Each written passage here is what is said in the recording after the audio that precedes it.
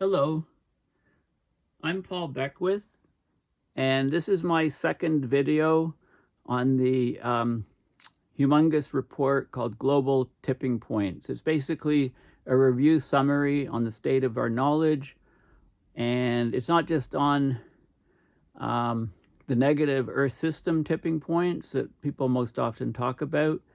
It also includes what they call positive tipping points basically in technology, economy, and society. So if we can enact these positive tipping points, we can offset many of the negative tipping points and be around on the Earth for a lot longer. So let me get right into this report because it is very important. It's very lengthy, but I'm bringing you kind of the highlights, focusing on the figures, etc.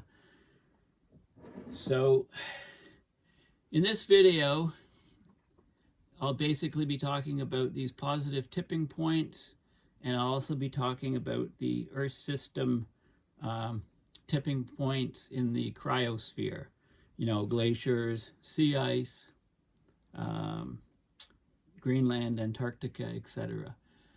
Okay, so I downloaded the report a second time. It was the report on my computer was the original report, but they've updated it. So instead of being close to 500 pages, it's 478. They tightened some things up, and instead of being on page 34 to end my last video, it's actually page 31, but you're not missing anything. Okay, so positive tipping points in technology, economy, and society. Okay, so these are basically coordinated strategic interventions by society, intentionally by society, that can lead to disproportionately large and rapid beneficial results that mitigate existential climate risk and help redirect humanity along more sustainable pathways. Now, I know a lot of people are going to be poo-pooing this, saying that this just won't happen, etc., etc. But, we have to try. And I think, there's many cascading domino-like effects on the negative side with the negative Earth tipping points from the system. And human response can also be very, very rapid, leading to cascading domino effects on the positive side. So we're now so close to Earth system tipping points that positive tipping points to accelerate social change are really the only realistic systemic risk governance option. We can't do a whole lot. Positive tipping points don't just happen. They need to be actively enabled. Most positive tipping points require interventions, technological innovation, political and social action, behavior and norm changes, financial investment that creates the enabling conditions and alters the balance of feedbacks for tipping to occur. We need change makers to benefit from more diverse perspectives. They need to think outside the box. Talking about governments, policymakers, people that affect change, need to widen their views. So this report helps to open up the solution space, leveraging a shift in worldviews, as well as reconfiguring systems, technologies, markets, and materials. So all is not lost. Science funders and knowledge institutions should urgently foster a comprehensive, systematic, and transdisciplinary program of research and development of positive tipping point concepts, the theory, the methods, and the applications. Because this is not talked about anywhere near enough. Positive tipping points provide new opportunities and challenges for decision makers. Human systems are complex. Decision makers need reliable information and frameworks to assess the effects, opportunities, and risks of interventions. Okay, and we need to work on both the supply side and the demand side approaches. And small group coalitions of state and non-state actors like cities may be more effective in accelerating ambitious climate leadership than larger groups that take longer to respond. Now, of course, any rapid systemic change usually creates losers as well as winners. Required scale and speed of change will only be possible with sufficient public consent. So, we need to turn the mindset from the fossil fuel companies and personnel and owners being the winners and the whole planet being the losers, to the planet becoming the winners and fossil fuel industry becoming the losers and having to retool to different jobs. Okay, so there's lots going on here. National and regional policymakers need a system-thinking approach and coordinated strategies across all sectors, departments, and levels of government. Okay, I'm not going through every single thing here. Positive tipping points are starting to occur in energy systems and can be brought forward by demand-side interventions. Okay, so the power sector, for example, in many countries, it recently passed a tipping point of cost parity for renewable power generation. Declining prices of renewable energy below cost parity with fossil fueled power generation further reinforce exponential growth. So here's a statistic. Over 80% of new energy generation in 2022 was solar and wind. Affordable renewable electricity supply is driving tipping points across systems, and technologies such as EVs and heat pumps are specifically mentioned. Okay, so let's keep going and have a look at the figures. So here's the idea. If this is the sustainability level of the system, going from small to large here, first we get enabling, we need to create enabling conditions, increase the reinforcing feedbacks, or reduce the dampening feedbacks, and attempt to trigger a tipping point. So this is, you're enabling renewables and EVs and batteries, etc. And then suddenly you reach this tipping point where you can rocket upwards. And then a lot of other technologies can spin off that can also rocket you upwards to a more sustainable system. These would be shallower outcomes. And if there's unintended consequences, then you could go the other way. So you have to be careful about those things. Okay, so positive tipping points are starting to occur in electric vehicle markets, which need to be complemented by systemic changes in transport and mobility systems. Electric vehicles show evidence of passing or approaching tipping points in major markets like China and Europe. There's an urgent need for tipping points in transport demand as freight and personal transport continue to increase with diverse negative impacts. Right, and there's encouraging localized examples of tipping points in urban mobility and a decrease in individual motorized transport and shift to more active transport modes. So there's no reason to think that you need to replace every internal combustion engine car with an electric car. We could probably have a fleet of maybe 10% of what the existing car fleet for personal cars, and people don't own cars, they just dial up cars, a car comes, they get on it, drops them off. It could be maybe full self-driving eventually, or robo-taxis is Elon Musk's vision. But car sharing, we've got to get away from this idea that you don't need to own that you need to have a car for yourself for personal transport. We've got to get away from that. It's happening with a lot of young people, especially in cities. They don't own cars, they don't want to own cars. Okay, so the transport sector is huge because it's responsible for about 45% of present greenhouse gas emissions. Okay, we need to shift to the positive tipping points have yet to occur in scale in food systems, but there's a range of interventions that can create enabling conditions, like shifting to more plant-based diets, avoiding food loss, food waste, improving farming practice. Okay, so there's lots of things that we can do.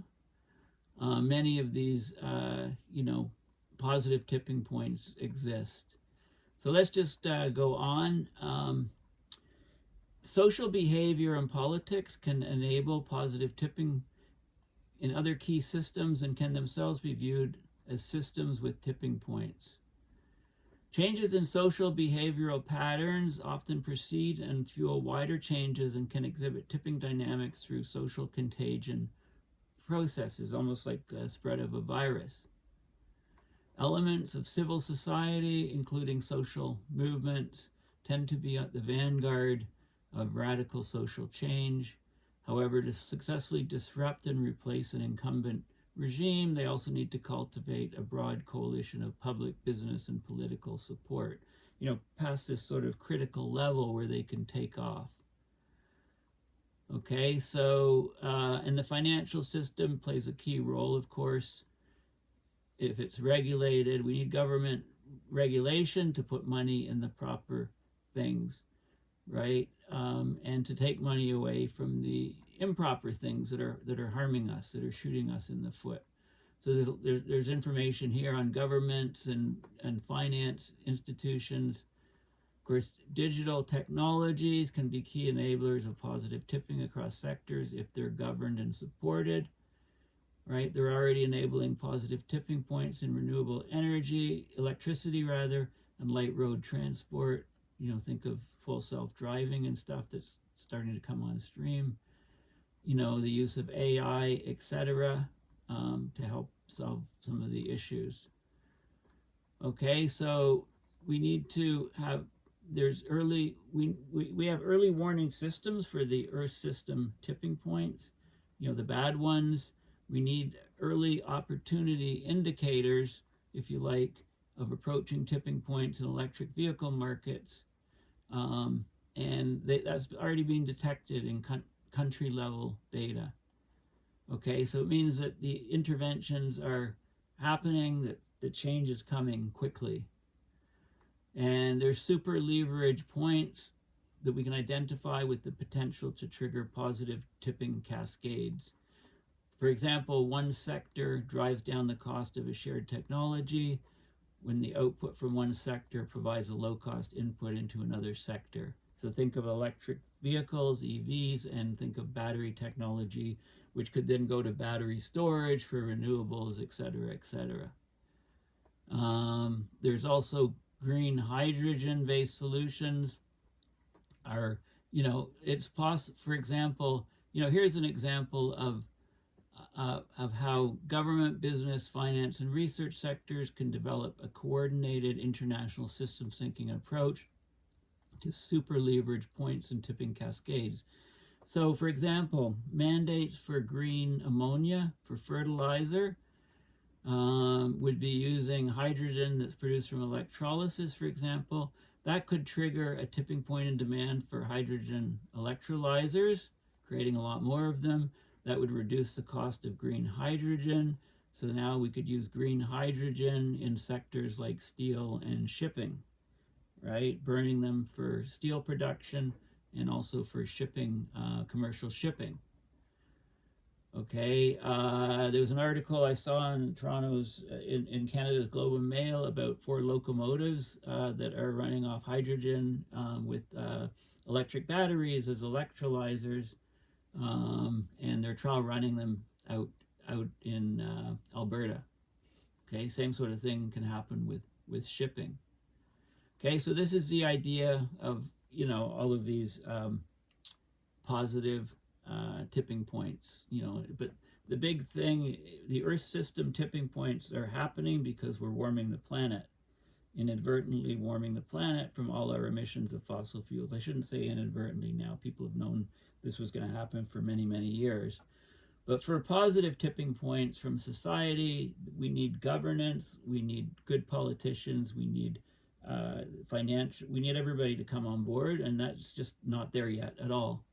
In fact, how often do you see people talking about tipping points of any sort in government?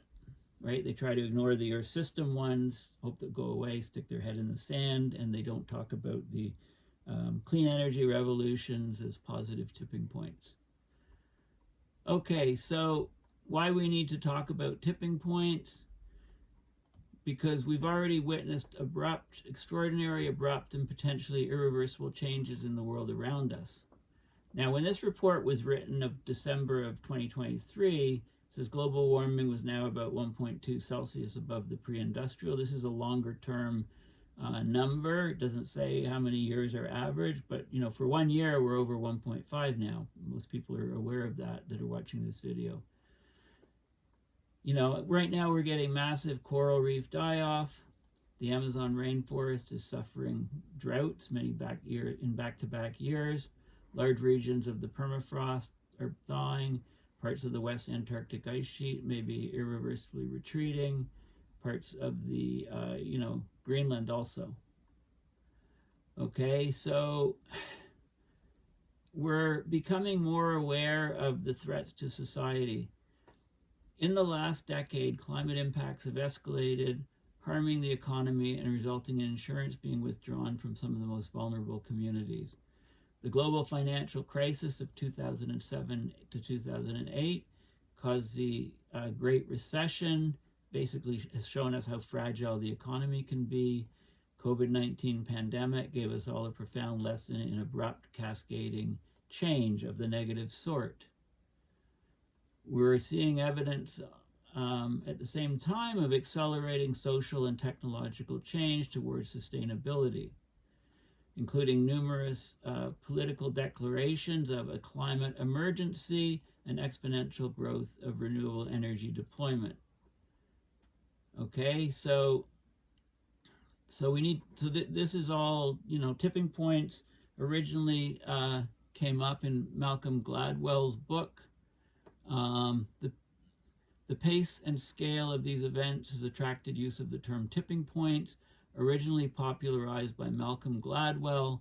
It describes a phenomenon that occurs when a small change makes a big difference to a system. Tipping points in the Earth's system are arguably the biggest risk we face in a changing world because they can lead to profound damages that are abrupt or irreversible or both. So I've been talking about abrupt climate change for years, and we're starting to really see it now.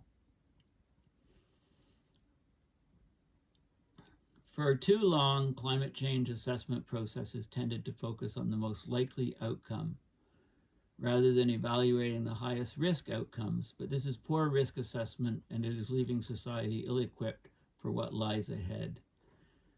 Climate tipping points are often portrayed as high impact, low likelihood events, but some of them are rapidly becoming high impact, high likelihood events. Okay, so they're having a huge effect on human systems, and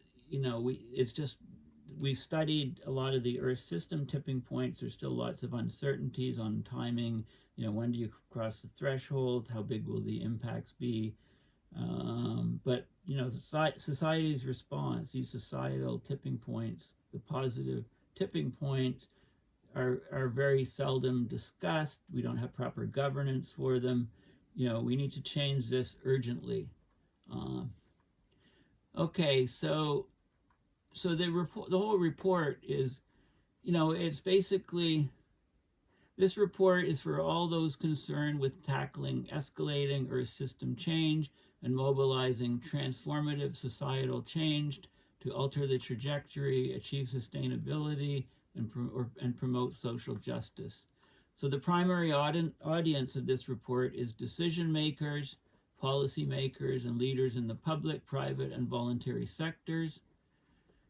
Okay, those in the media can choose to amplify or not key risk and opportunity information, but it's basically a broad audience.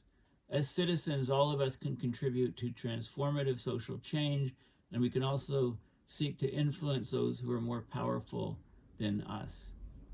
Okay, so this is 200 researchers. There was an international meeting on tipping points, from climate crisis to positive transformation, at the University of Exeter, UK, in September 2022, not that long ago.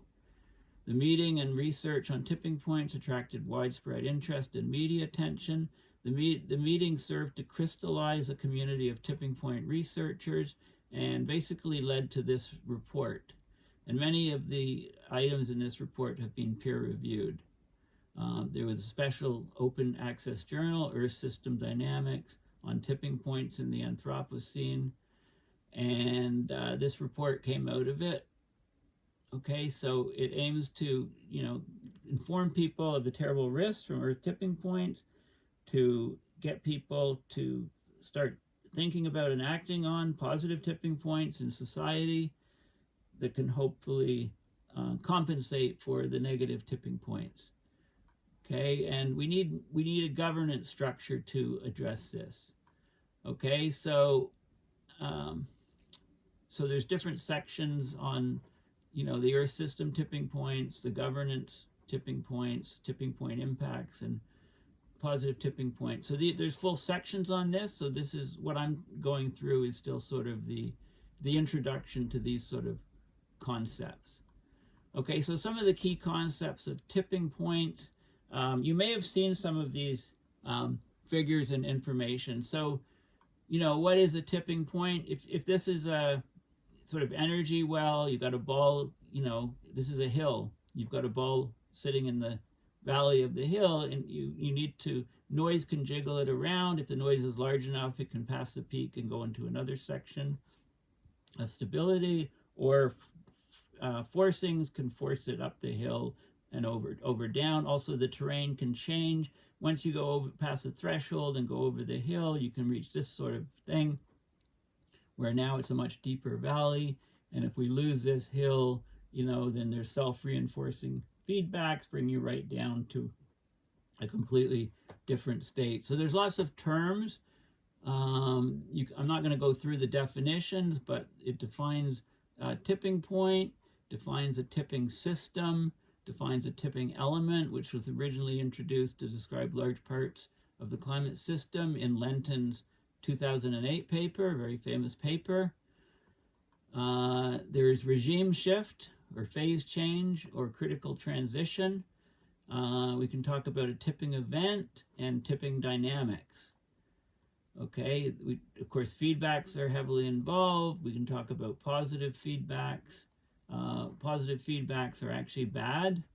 Positive feedbacks create a vicious feedback cycle. Negative feedbacks are breaking or slowing feedback. But so this report is using the idea of positive tipping points as being good and negative tipping points being bad, right? Which makes more sense because the words positive and negative have strong connotations. Okay, so definitions, stable state here. One stable state, or attractor is another way. It's attracting the ball. You can have a bifurcation induced, so the whole stable state can shift and then the ball goes to a new state. It could be noise, and noise can jiggle the ball and it can cross the hill, or the rate induced, things are happening very fast. You can, another state comes in and the ball can shift. Okay, so we can talk about a bifurcation point, catastrophic bifurcation, bifurcation tipping. Hysteresis comes into play. If we melt the ice sheets on Greenland and Antarctica, we can't just go back to a colder state and have the ice regrow. We have to go to another ice age. So there's hysteresis. You go one way and you get a tipping. If you go backwards, you can't go back to the original state. It's not possible. So that's an example of path dependence. Going forward, going backward is different. We can talk about noise or stochastic variability. Noise-induced tipping is one way that you can get tipping. Rate-induced tipping. Some fast forcing means the system can't respond and it can tip, whereas if the forcing was slower, it would stay in a stable state. The cascade effect is very important. One thing tipping leading to another thing tipping, etc. We can talk about agents through the process of contagion for tipping. Complex systems, emergent properties that come out of a system that you kind of don't expect. Complex adaptive systems can change in response to changing internal or external conditions, so maintaining the stable state, but you go past a threshold and boom, you're in a different system. The Earth system I talk about a lot. The climate system, I'm really system thinker, so I don't need to explain what this is. Right? So we have climate tipping points. We have Earth system tipping points in other areas, not just on climate. We need to talk about ecosystems, how resilient they are, and ecological tipping points where we lose a species, or a tropical woodland tips into a savanna, a grassland. Social systems, collective human systems, they have rich dynamics, nonlinear social tipping points, diffusion of innovation, critical mass to get change, anomie, a breakdown of social norms, social ties, social reality. Humans have greater agency and ability to learn than other species. Okay, socio-behavioral systems, socio-ecological systems, socio-technical systems, socio-ecological technical systems. All those are definitions. Tipping cascades, positive tipping point is beneficial predominantly for humans. Negative tipping point is detrimental for humans and the natural systems. Okay, so there's all of these things. You can talk about the resilience of a system. And this is interesting. This is a critical slowing down of a system. So you can have a system about to tip, and the frequency of variation slows down. So you get the excursion up or down is higher. So this is the system like stiffens and doesn't respond as quickly. So if you look at the statistics relating what happens x to the variable x at t plus 1 versus x to the t, there's little correlation, there's a lot of fluctuation. There's a bit more correlation here perhaps, and over here in the red, in this area, you start getting a correlation. What's happening, the signal at time t plus 1 is very correlated to the signal at t. That's called the autocorrelation, or AR1 is increasing, and that's a sign that the system is stiffening and may tip. So very interesting, early indicators of tipping, critical slowing down, it's often called. We can talk about these early warning signals, and with the positive tipping points, we can talk about early opportunity indicators. Transformation is what we need to the whole system. Transition is narrower usage, strategic interventions, leverage points to try to get the positive tipping, super leverage points, and so on. And there are some, we want to enable conditions to make a success for the positive tipping points. We can talk about demand side solutions or supply side solutions. Demand side, reduce greenhouse gas emissions by changing consumption habits and demand. Supply side, come out with the renewables that then are cheaper and people just use them, so we can make changes to both. Now, not everything is a tipping point. Okay, if you have a big forcing and then you get a big change, that could be a linear sort of thing happening. Big changes are not always due to tipping points. Okay, so a good example is the fisheries collapse. It's not the last fish caught or the person that caught it that represents the tipping point, because in a counterfactual situation, the system would have tipped if a different fish were caught or a different person or creature caught it, right? So, it says that an election or a treaty are not tipping points, although they may have something to do with them, right? Again, there's a lot of work being done on this idea. So the approach is this report is just to synthesize knowledge about tipping points across multiple relevant disciplines spanning natural and social sciences. Okay, so talk about systemic risk and handling uncertainty. So uncertainty, tipping points are highly nonlinear phenomena occurring in complex and often adaptive systems where our knowledge of these systems is imperfect. Okay, the most fundamental uncertainty are the unknown unknowns, right? Things that we know nothing about. Then there's the known knowns that this report puts together, and it also discusses the known unknowns of tipping points. but it recognizes the existence of unknown unknowns, things that aren't thought about and mentioned that could actually be massive tipping points. Okay, so it talks about some of the ways the study is put together, and talks about governance. Governance is vital for positive tipping points. They don't just happen on their own. Okay, so, and we're not seeing that at the moment. Okay, so moving on, I'm going to talk now about some of the Earth system tipping points. Okay, so let's go on here. So the key messages. We identify more than 25 parts of the Earth system that have tipping points. So they're using paleoclimate records, observations, theory, and complex computer models. So in the cryosphere, there's evidence that exists for large-scale tipping points in Greenland and Antarctic ice sheets, and for localized tipping in glaciers and permafrost. And I get through the details of that hopefully before I end this video. In the biosphere, tipping points are present in a variety of ecosystems like Amazon rainforest dieback, savanna and dryland degradation, lake eutrophication, coral reef and mangrove die-off, collapse of some fisheries. In ocean atmosphere circulation, there's evidence for tipping points in Atlantic and Southern Ocean overturning, as also the West Africa monsoon changes. There's multiple drivers destabilizing these systems. So climate change is, of course, a key driver, but habitat loss is a big one, like deforestation. Exploitation is a big one, like overfishing, and pollution, both aerosols and nutrients to the biosphere. And we're close already to a number of Earth system tipping points, or we've already crossed the threshold of them. Some examples are coral reefs and some ice sheets could tip at current warming levels. And there's other ones as well, but coral reefs are definitely stressed, and we're losing the coral reefs around the world. There's many of the climate system tipping systems closely interact. Most interactions tend to be destabilizing, making tipping cascades possible, like a stack of cards or domino effect.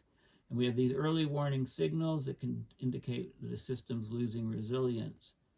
So parts of the Greenland ice sheet, the AMOC, the Amazon rainforest, show these early warning signals, which is consistent with these systems approaching tipping points. But the signals don't show for certain if or when a tipping point will occur.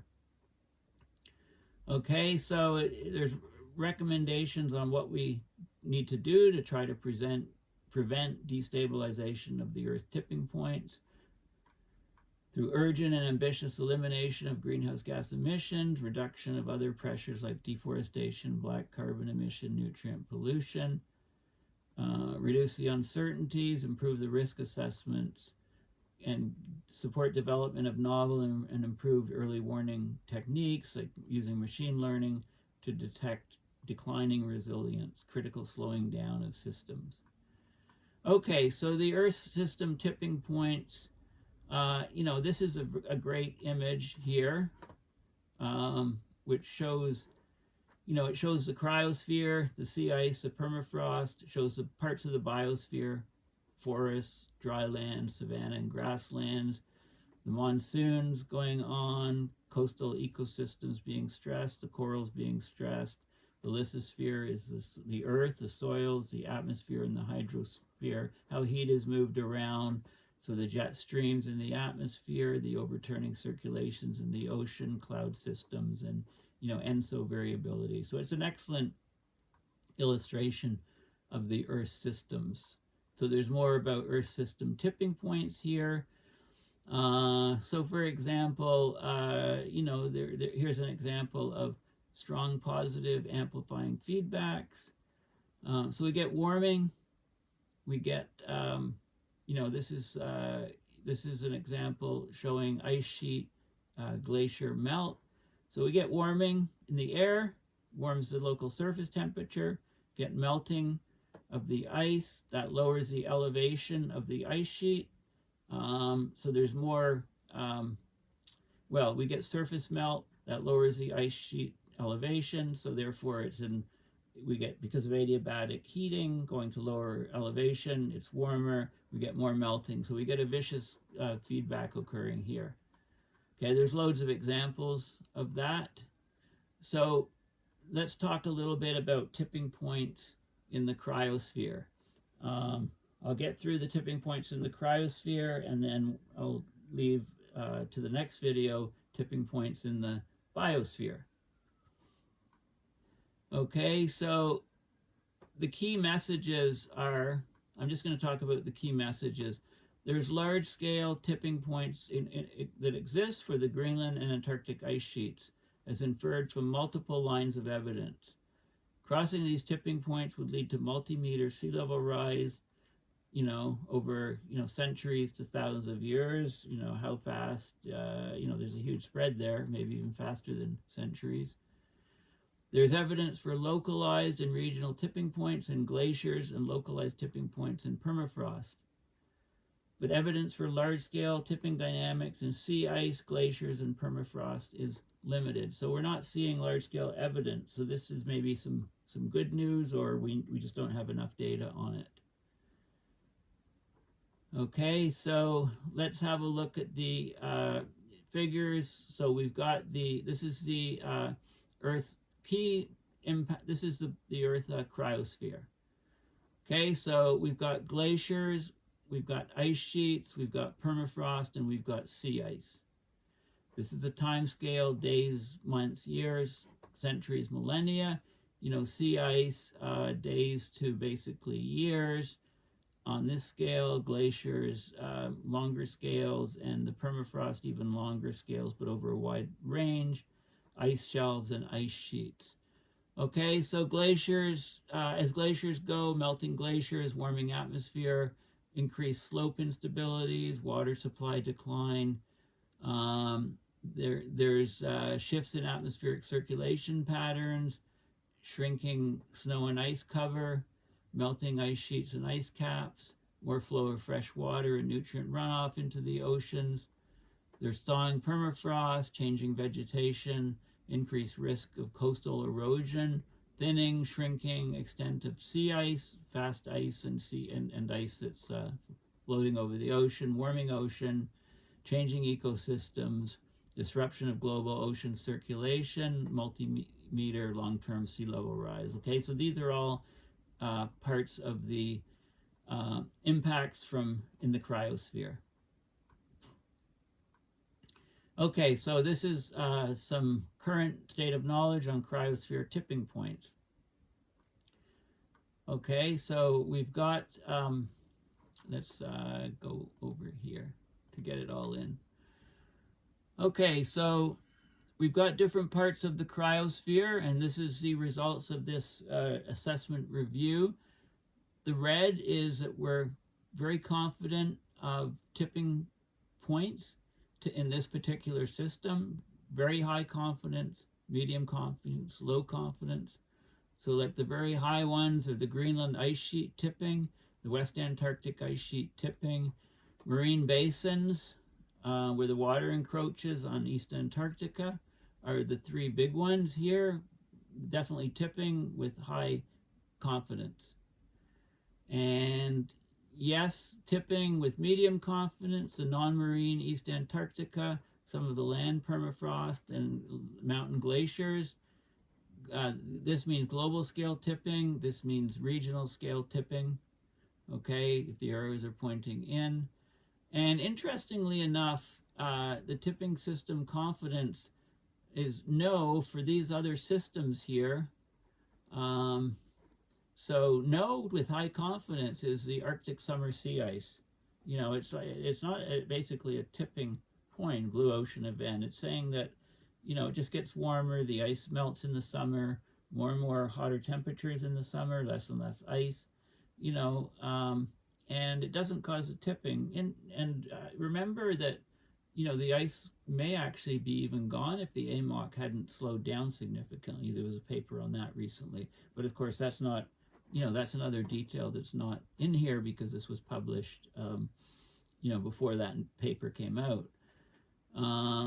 And Arctic winter sea ice melts with a different mechanism, so it's medium, with a medium. The permafrost, interestingly, the subsea permafrost is just slow, steady releases, according to the latest research, believe it or not. And the Antarctic sea ice here is it's unclear. It's a question mark. Okay, so very interesting. Very interesting map overall for the cryosphere.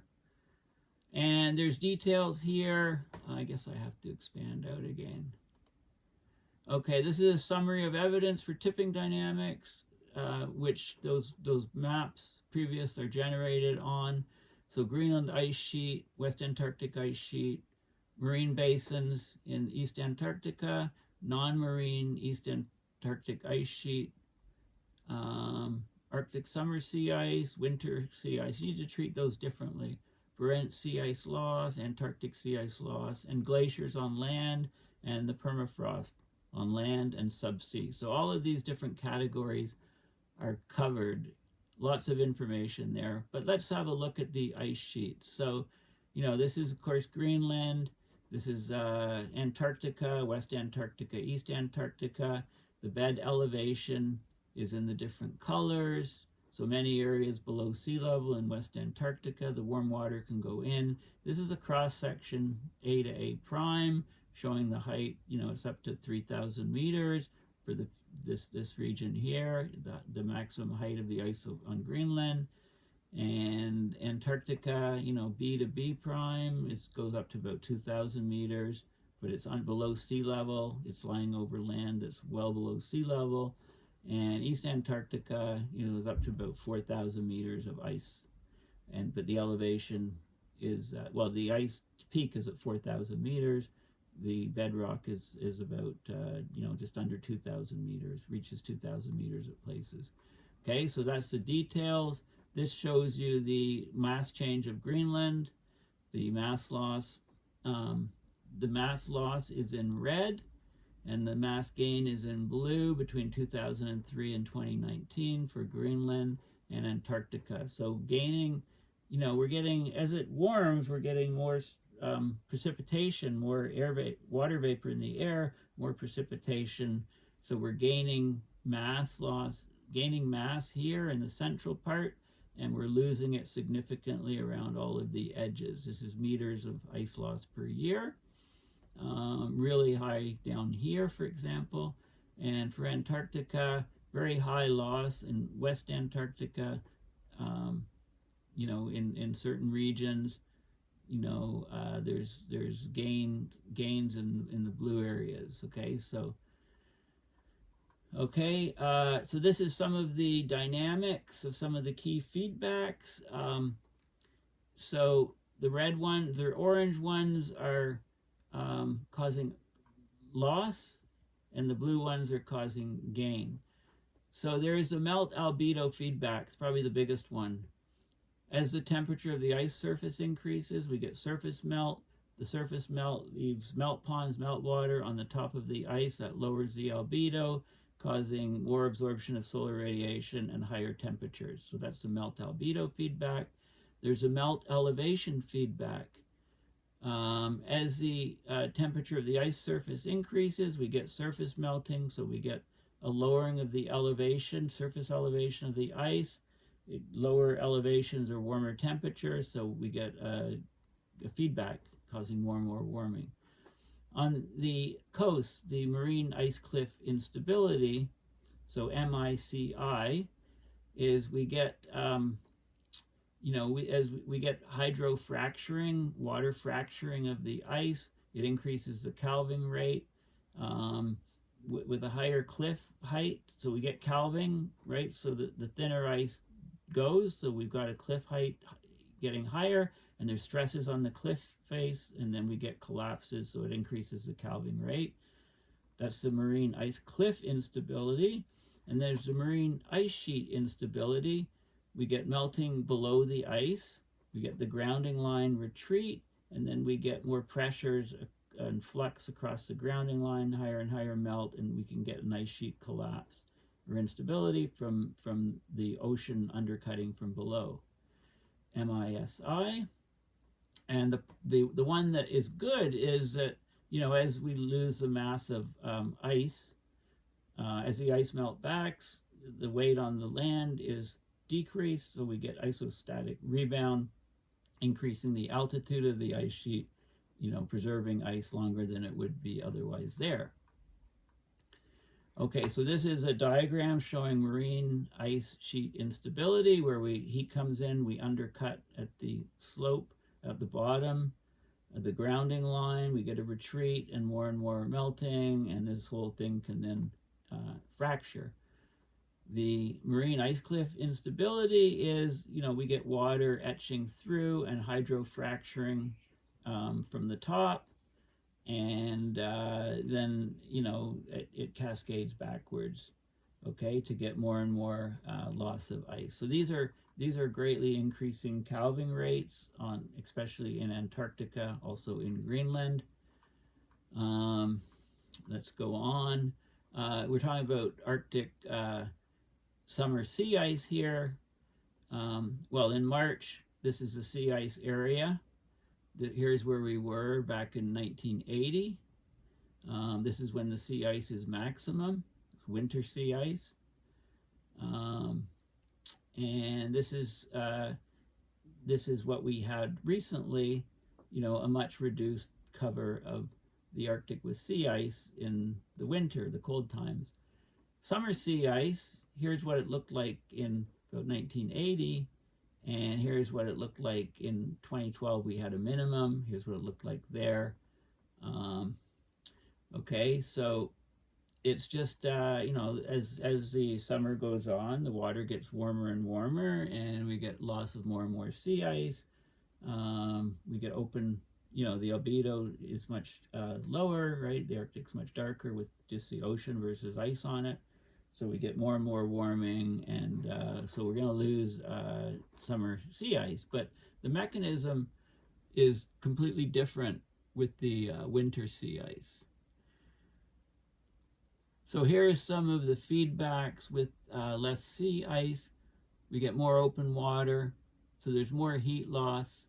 So in the winter, we can get more sea ice, right? So when there's less sea ice, it can grow quicker in the winter. Okay, so that's, with more open water, there's less isolating or insulating snow, so we can get sea ice regrowth quicker without snow cover. If the sea ice is forming later, there can be much higher growth rates, and we can get more sea ice. Okay, with the lower albedo, there's warming, so there's less sea ice. So there's all of these different feedbacks with the ice, and the winter sea ice is quite different. For the loss of summer sea ice, the existing ice cover needs to be melted completely, which is a gradual process. The loss of winter sea ice, however, is governed by a different mechanism. Given that the Arctic will already be ice-free in summer, the formation of new ice needs to become impossible in order to not have winter sea ice cover. Winter sea ice will form in the Arctic Ocean as long as the water temperature at the ocean surface drops below the freezing point, which is around minus 1.8 Celsius, because it's salty. It's not zero. For typical saline ocean water, that's about 35 PSU, or 3.5% salt. Okay, but the sea ice in the winter will no longer form once the water temperature remains above freezing all year round. Okay, so this is a binary behavior of the Arctic Ocean. Okay, so it's very important to consider that. So basically, they look for evidence of tipping dynamics, and it may be there for winter sea ice, but not there for summer sea ice, was the conclusions. Okay, and then they talk about the Southern Ocean sea ice. Okay, in the Southern Ocean, it's a different process yet again, right? Because, in the Arctic, it's an enclosed basin, and the summer sea ice melts when the water temperature gets high enough and the air temperature gets high enough, right? But it's mostly a melting process that gets rid of it in the summer. In the Southern Ocean around Antarctica, the amount of sea ice there is much more dominated by the combination of oceanic and atmospheric processes than in the Arctic.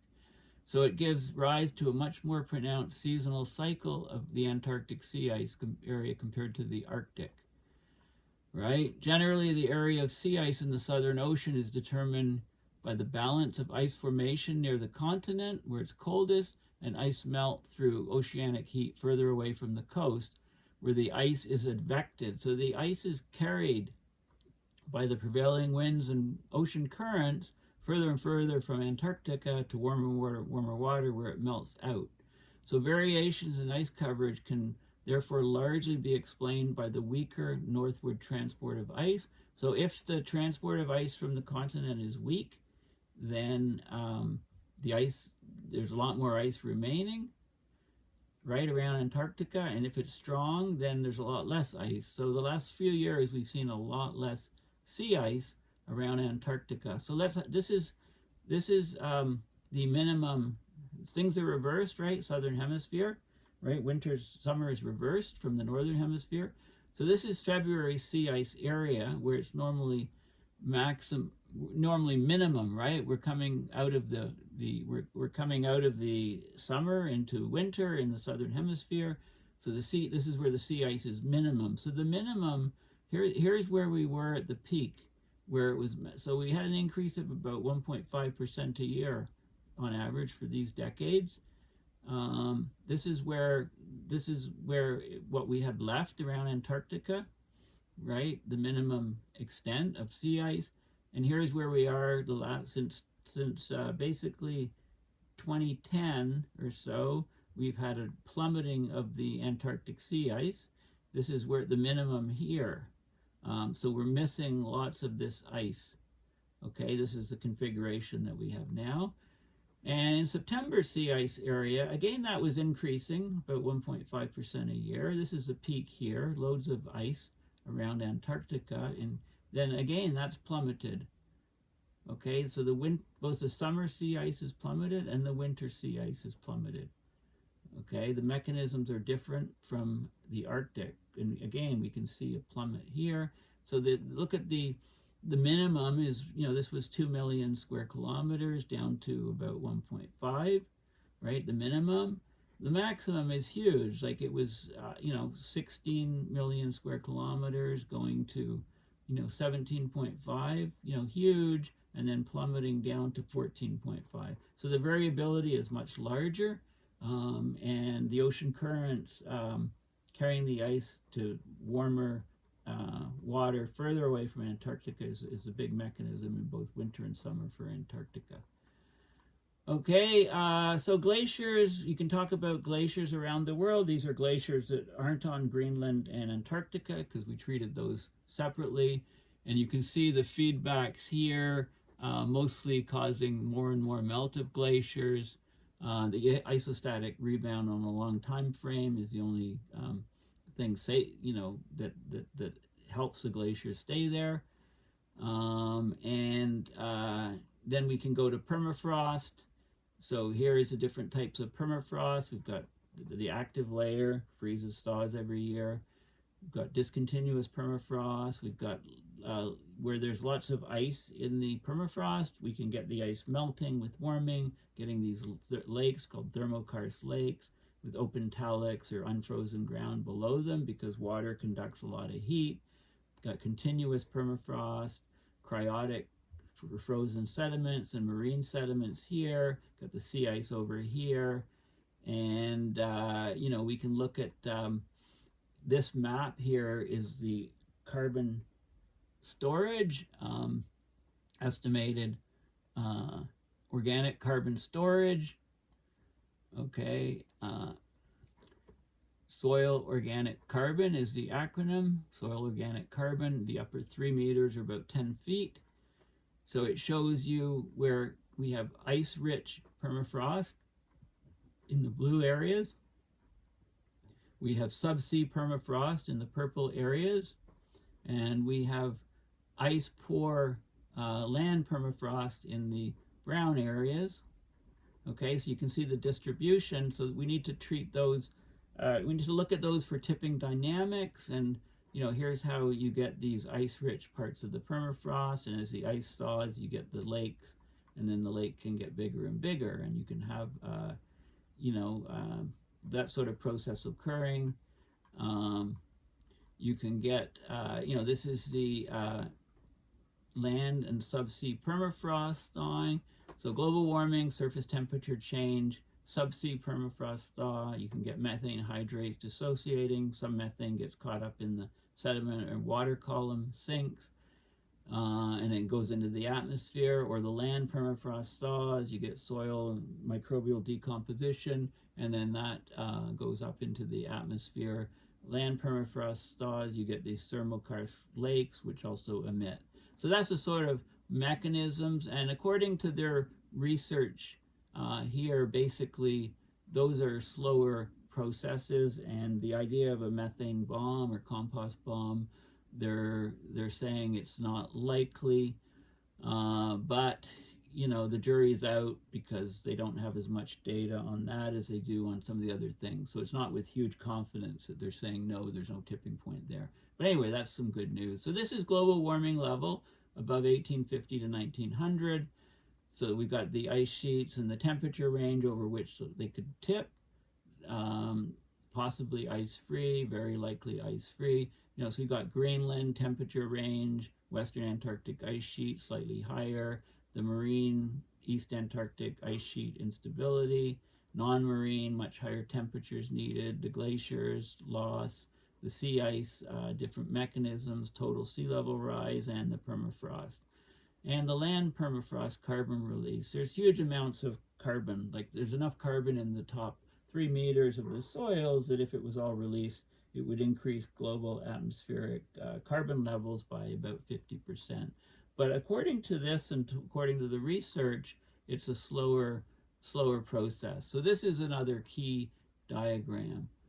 Okay, so I'm going to end here, and in the next, when I do another video on this report, it'll be on tipping points in the biosphere, page 78. So I hope you download the report, have a look at it. It's a crucial report, and we need to transform society and change governance to really look at these positive tipping points and what we can do. So thanks for listening. Please go to my website, paulbeckwith.net, and donate at PayPal to support my research and videos. Thanks again, and bye for now.